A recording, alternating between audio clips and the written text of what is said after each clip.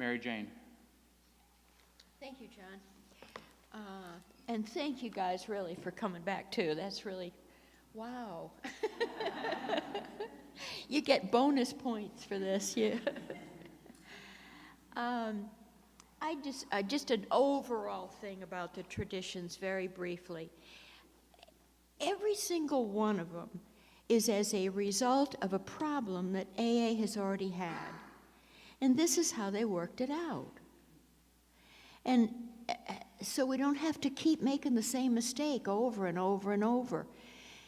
Bill had summed it up at one point by saying that AA was not necessarily a success story. It's a story of failures transmuted by a loving God. And that's, I think, what the traditions are. And you still get an awful lot of flack about the traditions. You still do. People who say, oh, we don't need any of those rules and stuff. It's not so much that they're rules. It's out of respect for AA experience that in order to preserve and protect and make AA healthy for the future, these are the things that they are cautioning us to and admonishing us are important, and don't damage AA. With the airlines, we always used to say, don't puke in your oxygen mask. You know, you're gonna need it. Or don't foul your nest, you know, that kind of thing. AA is significant, for us, but think of the world to come, and how would you like to know that something that you had done left AA in worse shape or weaker and not sufficient for the people in the future to get? I mean, like, I always see it as being respectful of Alcoholics Anonymous to just try to abide by the conditions. And each of the traditions, as I see it, asks us to sacrifice something, to give up something. Usually, my point of view, recognition, but it asks us to be willing to give up my need to distinguish myself. It asks us to subjugate my will for the good of the fellowship. And every single one of them, in one way or another, asks that of us. And so it would be futile for us to try and go through 1 through 12 of the traditions. But I would ask that you, the next time you have occasion to have any kind of anything to do with the traditions, like a business meeting or something, really try and look at it in a new light and make the traditions more palatable to everybody around you, like if you can project your enthusiasm for willingness to comply with the traditions because it's for a better fellowship, it's for a better outlook for AA. Has everybody got a service manual? This is the biggest bargain in the world. It's like $2.80 or something like that. It has the long form of the traditions in it. It has the 12 concepts for world service, which was really Bill's last message to us. It's the only thing he signed. Like, this is signed by Bill. It's a series of essays that Bill wrote on these concepts that will sustain us in a healthy fashion for the future. That was the last thing that he wanted to leave with us. It is the legacy of service. And the Bill of Rights, you know, telling us about how we don't punish each other, how we, a prudent reserve. All of those things are covered in the Bill of Rights and in the 12 concepts for our future for world service. But the bylaws are in here. How to set up a group, a description of every committee is in here. Everything that you need to know about the service structure. So I think that it's just invaluable information. And you'll be looked at in a new way if you're seen walking around with one. For handy stuff, truthfully, if you have to do any kind of a talk or anything on the traditions, this is the cartoon version that you can always pick up, like at probably the intergroup office sells them here, I would hope. Okay, I'm seeing a lot of it. That's great. There's also the cartoon version of the concepts for world service, and that's very helpful as well. It's simplified, they use some nice examples, and then there's the checklists that were put out by the Grapevine. There's a whole checklist that, and my home group, what we do is, instead of taking big fat group inventories periodically, we use the pamphlet, the AA Group, and it has a section on taking a group inventory. There's 13 questions actually that you're asked to cover in a group inventory. We just do them one a month. At the regular business meeting, we just read one of those, so that we're kind of all the time just paying attention to how can we make our group better. How is it better? By checking to see if our primary purpose is to carry the message, or if we got something else going on, or are we so wrapped up in some side issue or whatever. But whatever we can do selflessly for the good of AA, for the future of AA, and never mind how it affects me personally, like with the traditions. I just hear such a selfish message underneath where what I hear people saying when they don't want to be bothered with conforming to any of the traditions is, well, I'm sober, I've got mine, you do the best you can. That's all I can hear people saying, because it really is for the well-being of the next guy that comes. And so much of what we actually do get off doing in AA is for us. We're already here. We already have had the message carried to us. It's our turn to reach out and to continue to carry the message. Never mind about how I want to have a bowling party on Saturday or the golf scramble or what, we spend so much of our time on that kind of stuff. And I'm not against it, I'm truly not. But I just, as long as we're within the confines of the traditions to protect the integrity of Alcoholics Anonymous and its message, for the future. And before I keep ranting, thank you. That was my brief statement, I'm sorry.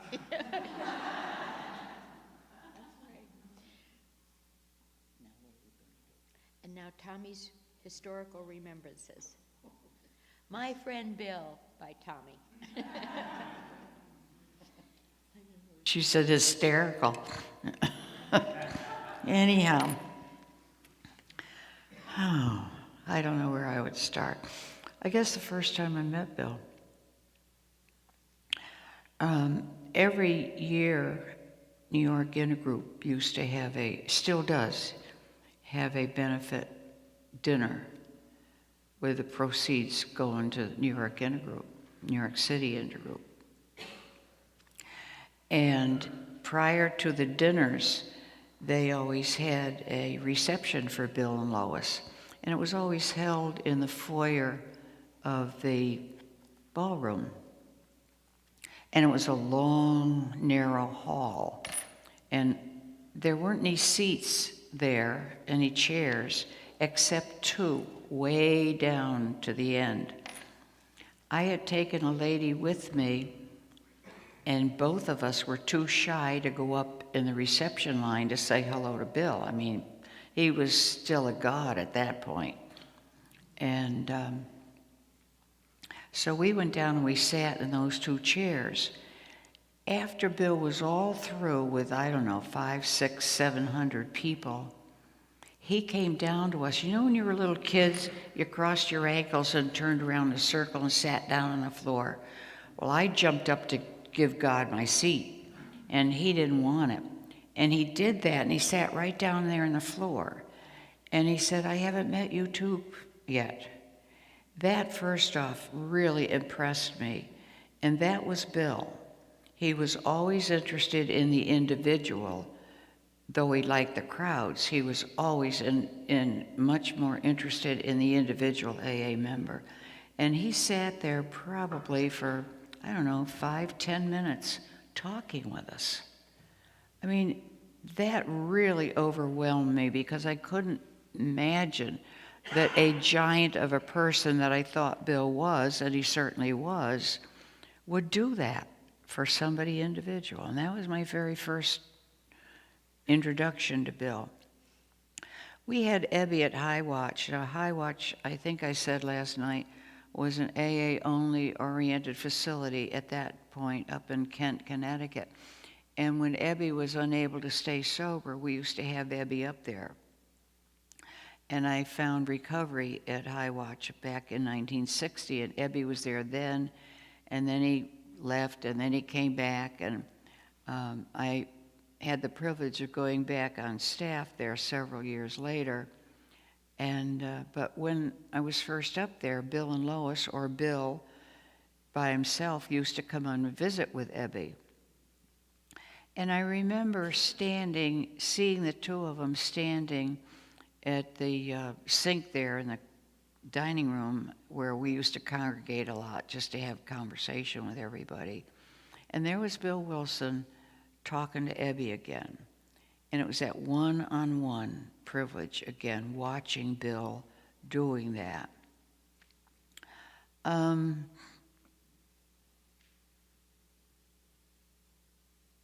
I guess through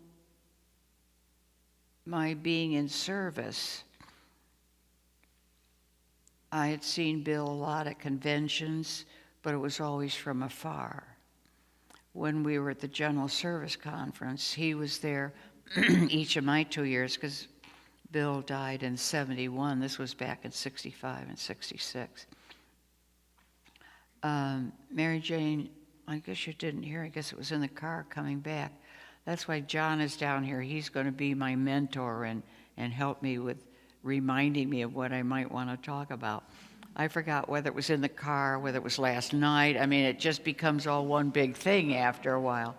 And I think this was on the way back from lunch this noon. You know, when AA service structure first started, we had 8 on the board of trustee members. We had 8 non-alcoholic and 7 alcoholic trustee members, because it was felt in the beginning that we alcoholics couldn't manage our own affairs. How in the world could we manage something like Alcoholics Anonymous as a whole? So they had more non-AA members as part of that board of trustees. And Bill, as AA grew, felt very strongly that AA had come of age. And by the way, people have wondered how come AA Comes of Age was called AA Comes of Age. It was written when AA was 21 years old. Very simple. But Bill, as AA grew and became far more responsible, felt that now we had come of age and we could have more alcoholic trustees than non-alcoholic trustees.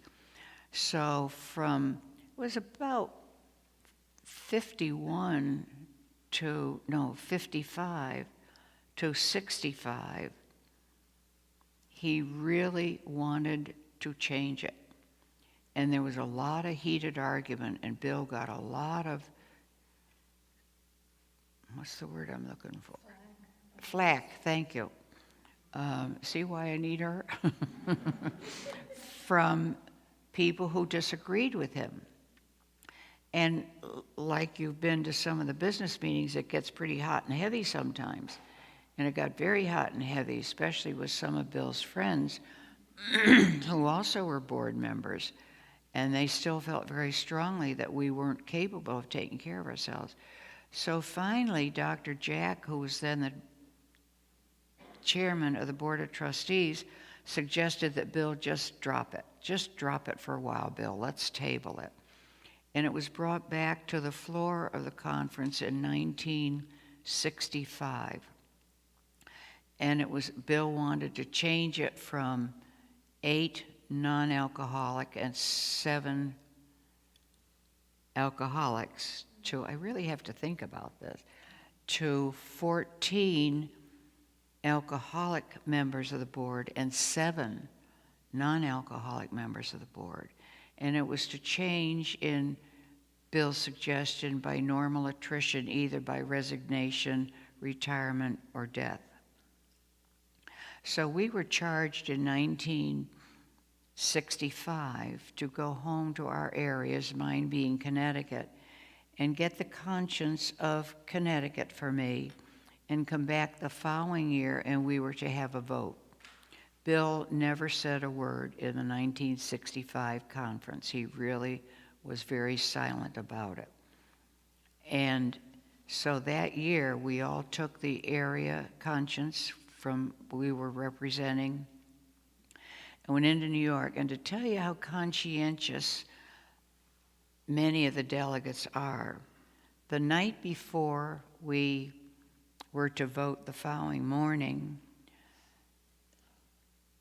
a couple of the delegates that I was aware of, and maybe others, but 2 that I was aware of, one from Eastern Mass and one from Northern New Jersey, had their area's conscience, and by being at the conference for a few days prior to that, they received more invitations, more information, And you know, that right of decision tradition that we have,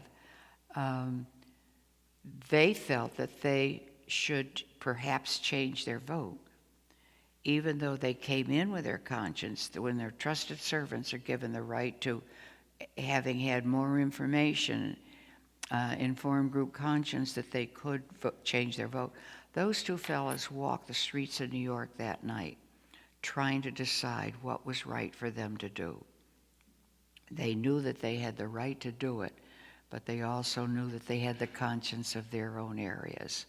And I don't know which way they voted. Neither of them told us. But I'll tell you, that's the kind of conscientious people that you folks send to New York as your delegates representing your area. And it was changed that morning. Now, Bill never said a word that morning either. And I happened to be passing out the ballots on the side of the conference room that Bill was sitting. And I handed in the ballot, and then I went back after they had filled them out.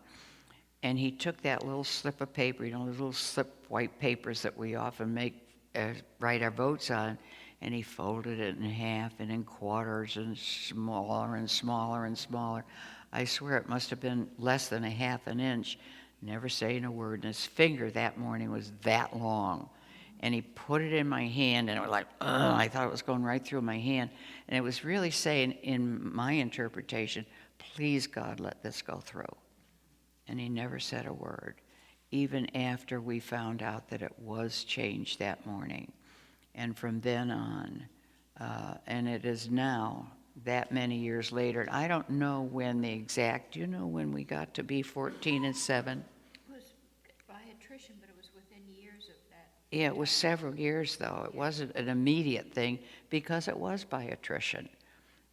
And so now we have 14 alcoholic members and 7 non-alcoholic members on the Board of Trustees of AA governing our affairs. And that was a very emotional, big deal thing at that time.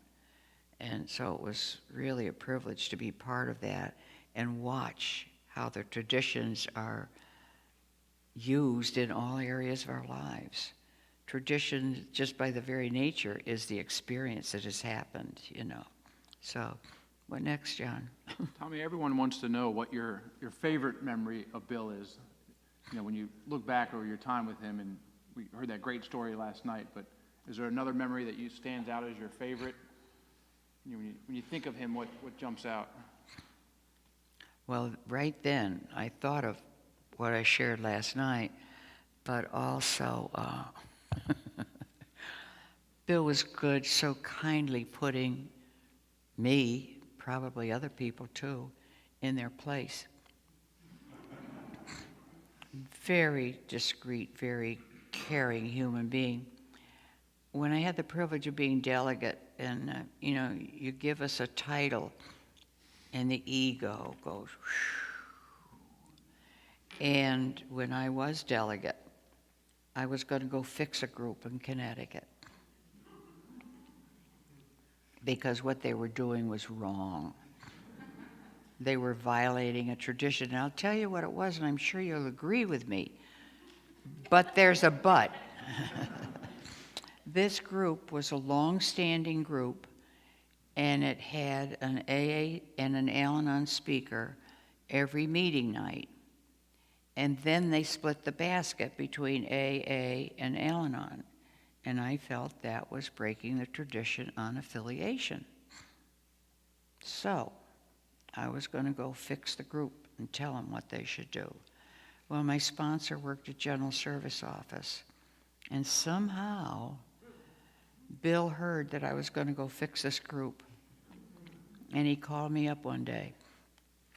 And in essence, he said, "Tommy, did they ask you to come?" And very dutifully, I said, "No, Bill."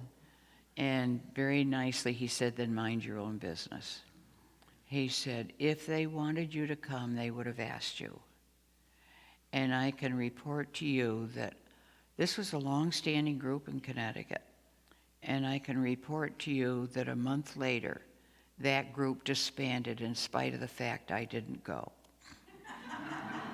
Yeah. So and that really stands out in my mind because Bill cared. God, he cared so much about this fellowship, and especially you, that he didn't want anything to happen to it. And he was very careful, very generously and gently pointed out to us when he thought we were violating a tradition. He really did. I think we'd all love to hear about the day of Ebby's funeral. Can you walk us through that? I think I said this last night, but my sponsor and I were on the East Coast, as were Bill and Lois, and there was one man from New York who was also going. I wish I could find out about Charlie, but this was back in '66, so what's that? That's 45 years ago, 44 years ago. And my sponsor called me up one day, and she said, "My name's Hazel Rice." Well, anytime she did that, I knew we were going somewhere. And so I said, "Okay, where are we going?" She said, "Ebby died, so we're going to his funeral." And when you're in a car with your sponsor, things happen. And I was in my car with Hazel from Connecticut to Albany, where Ebby had been in a rest home, was closer to Bill and Lois's home from High Watch rather than High Watch. And that's why Bill moved Ebby up to, I can't remember their detox home. We called them farms in those days. There weren't treatment centers. It was strictly detox. And with staff members, we're all AA members. And so Ebby was there, and just before Ebby died, he said, "When it gets to the end, it hasn't been so bad after all." There was Bill and Lois and Hazel and me, Ebby's sister and her two children, a little girl and a little boy. My understanding is his niece, his sister's daughter, is sober in AA on the east coast of Florida somewhere. And if we could find her, it would be great. I'd love to visit with her because I think she's the only one still alive. And on the way to Ebby's funeral, my fifth step poured out of me. I'm not talking about the immoral, all the sexual stuff like we talked about, Mary Jane talked about this morning. But my self-centeredness, my low self-esteem, my need for approval, my need to control, all of that came out. And I remember standing at Ebby's casket with Bill with our arms around each other, and I said, you know, Bill, who was to say if Ebby had been given, oh, I almost did it, grace. I caught myself. See, here's my conscience. If Ebby had stayed sober, do you think you would have? Because it was in Bill trying to 12-step Ebby that Bill stayed sober. And that's the gift of sponsorship, discovering ourselves when we think we know what somebody else needs to hear. And Bill said, Tommy, I've thought of that so often. And that was such a poignant time for me. There were but 12 of us at Ebby's funeral. 12 steps, 12 traditions, 12 concepts. We knew something very special was happening that day. And then on the way home, and you know, it isn't one little frame of a movie. It's all the frames put together that make the movie. And on the way home, the third step took me that day, and I was so moved by what had happened to me going up in the car, being at that funeral with just 12 of us. And coming home, the third step took me. And God said to me that day coming home, Tommy, when you wake up in the morning, the day's already born. Your only responsibility is to see where you fit into it. Not wake up or come to and start manipulating the day. See where you just fit in to this thing called day. And that has made such a tremendous difference in my whole life. I didn't always adhere to it. I would fight life lots of times. But that was the foundation of it. And every time I violated that and tried to manipulate life, like the 10th step tells me, I got uncomfortable. There was the pain. And pain is the touchstone of spiritual progress.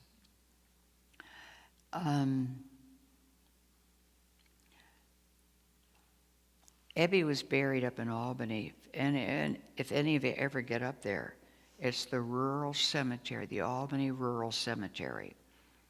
That cemetery, Ebby's grave was left untouched from 1966 to about 2 years ago.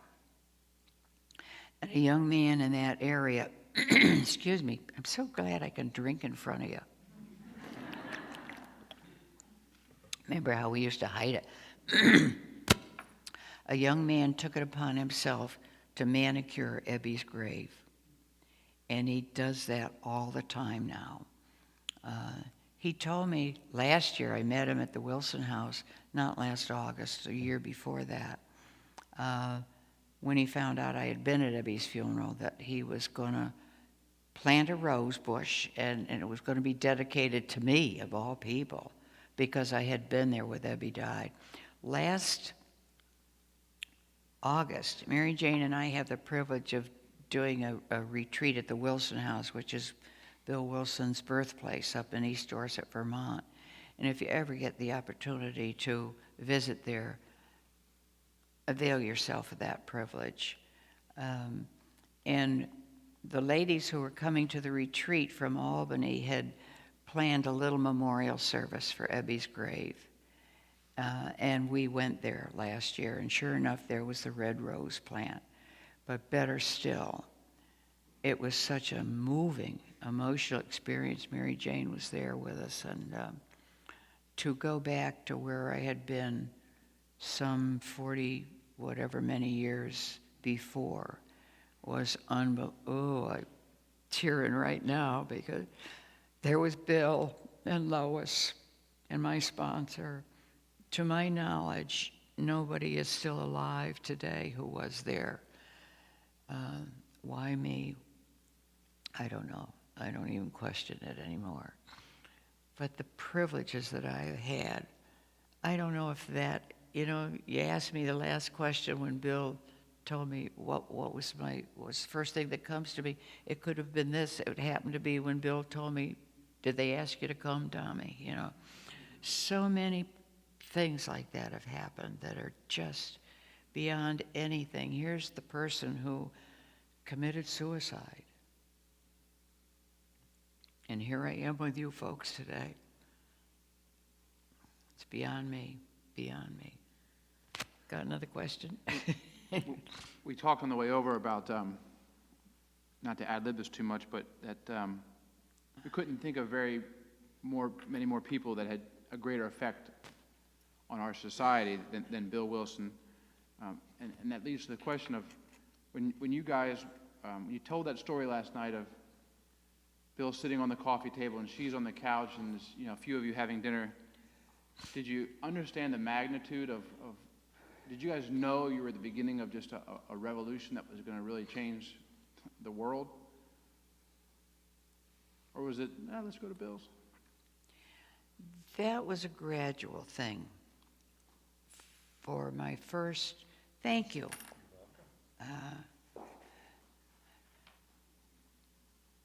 I have to tell you, I don't normally give Kleenex out to anybody who's crying because it makes them stop. But I'd almost said stop, so it's okay. Not that I won't start again. What was the? I forgot what you said. Oh, when I first met Bill, no, I had no idea. And I don't know when it started. Maybe I was delegate when I was, I can't believe this, 4 years, 5 years sober. And maybe a little bit it started then. But it was more as I stayed sober and the significance of being able to not drink began to hit me. And over the long haul, watching people idolize Bill. When we were in Toronto in '65, we didn't have reception rooms. The individual areas didn't have them at the Internationals like they do today. And we had a suite in Toronto, and so we used that as Connecticut reception room. And there were a couple of ladies from Canada who were on their way to New York for the rest of their vacation. And I said, you ought to go to New York on Tuesdays because Bill is always at the office on Tuesdays. And she said, I'm afraid to find out he isn't God. And I began to see that I had thought was beginning to feel that way. Then through the conference and being with Bill a lot, both of those years, and being in service a lot, his significance really began to play a part in my life. People had said to me, do you realize how fortunate you are to have known Bill? And they knew my sponsor Hazel very well, and she was highly thought of too. Do you have any idea how fortunate you are to have Hazel as your sponsor? And it began to really sink in. Watching Bill through that transition of the Board of Trustee members made an incredible impression on me because we knew of some of the negativity that he was receiving, and I never heard Bill say anything negative about anybody. It was really an awesome thing to watch. Most especially watching him 12-step that lady in his home. And that was in 1970. So my awe of what one person had done for millions, what do we have, over 2 million members in AA now, is just, why me, God? From suicide to that kind of experience for me is way beyond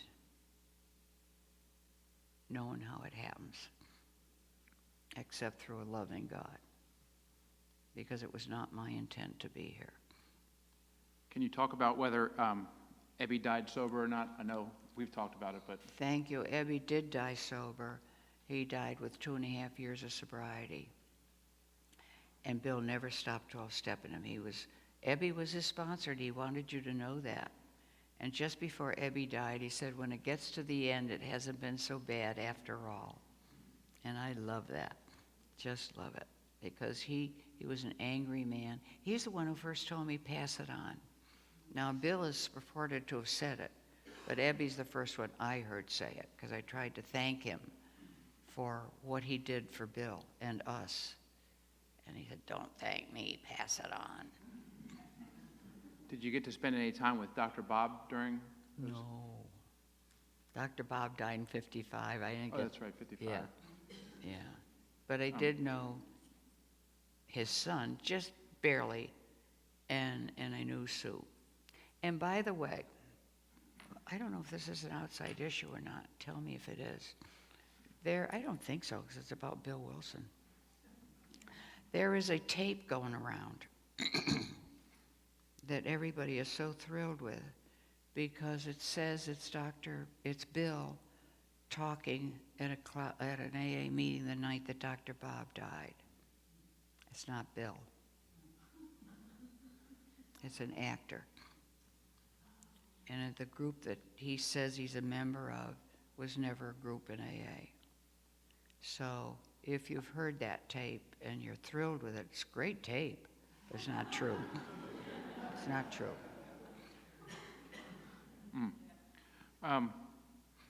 Just going on to the questions that, reading through here, somebody asked, they've heard that the idea of sponsorship came out of the Cleveland area in the 1940s and grew spontaneously, so much so that Bill started writing about it in the 12 and 12.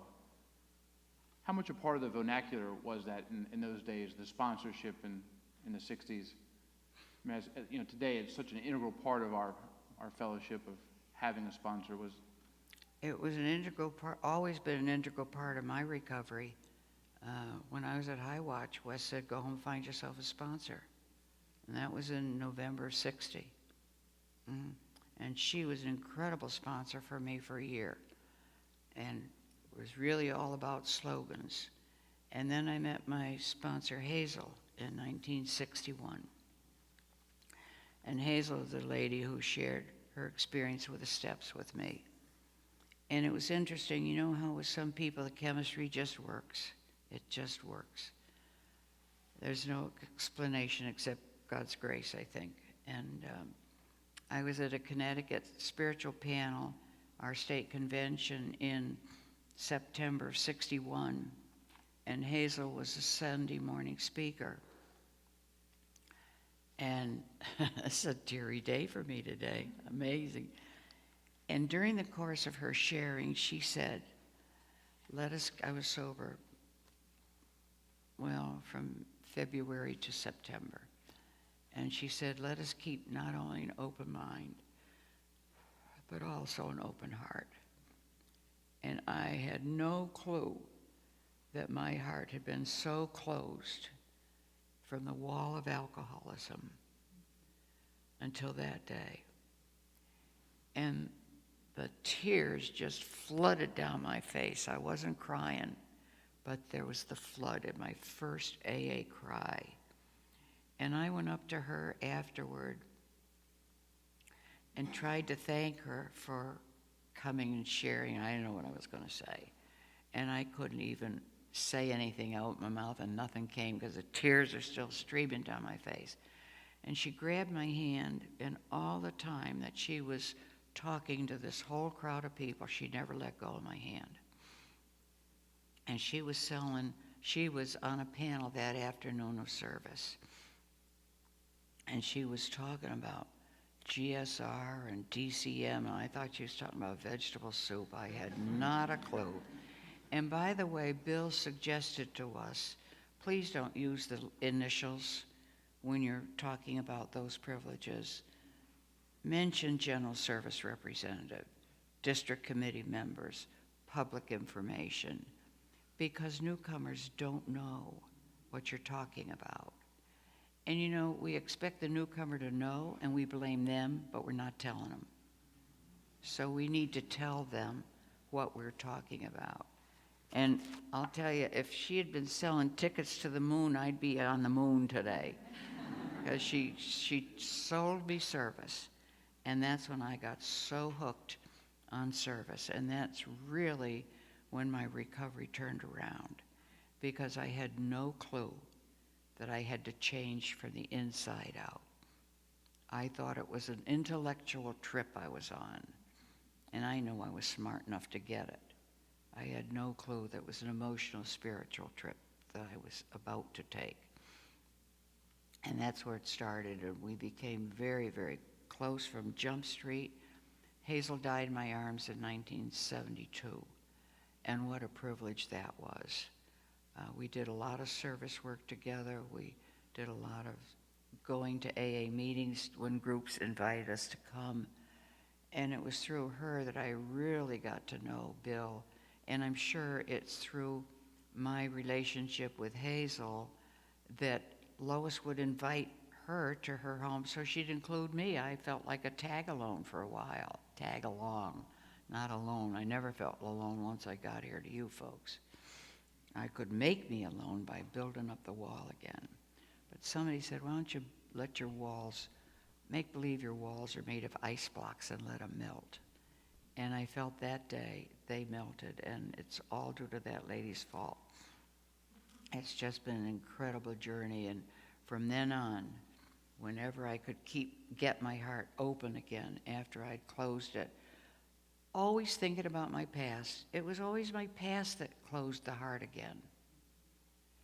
And when you think about it, if our past bothered us, if our past didn't bother us, we wouldn't be the bad people we think we are.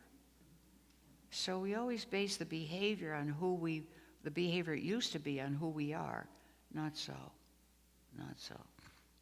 Can you talk a little bit about Bill's funeral and afterwards at the house? Bill's funeral was in his home.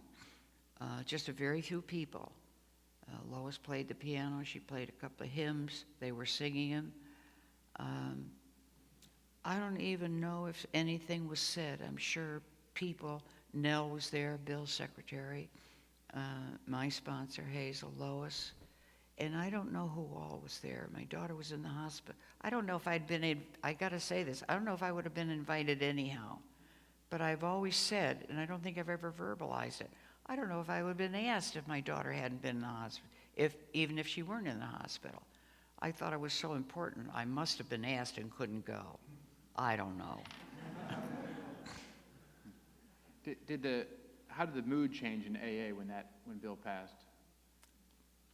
Well, the real thing with Bill's that I remember about Bill dying was the World Heart Sunday that we had on February 14th, 1971. It happened to be my 10th anniversary, and that's why I remember it so well. And all the churches throughout the world at 2 o'clock in the afternoon were supposed to ring their bells in honor of Bill. And there were, just got God bumps. And there were memorial services throughout the whole world. One was at, I don't know, it was St. John the Divine or St. Patrick's Cathedral, St. John the Divine in New York. One was the Hartford Cathedral, Westminster Abbey. There was one in West Palm Beach. Al Steckman led that one. And there were beautiful tributes to Bill. They were memorial tributes for what we called the World Heart Sunday for Bill. And it was not a funeral service. It was a celebration of his life. People were afraid that AA was going to fall apart. But Bill and Dr. Bob had put the structure of service through Bernard Smith, who was a member of the board at that time, into place so that there were no individuals who had any kind of control over AA itself. This is probably a great time to take a quick break, and then we'll come back and finish up with our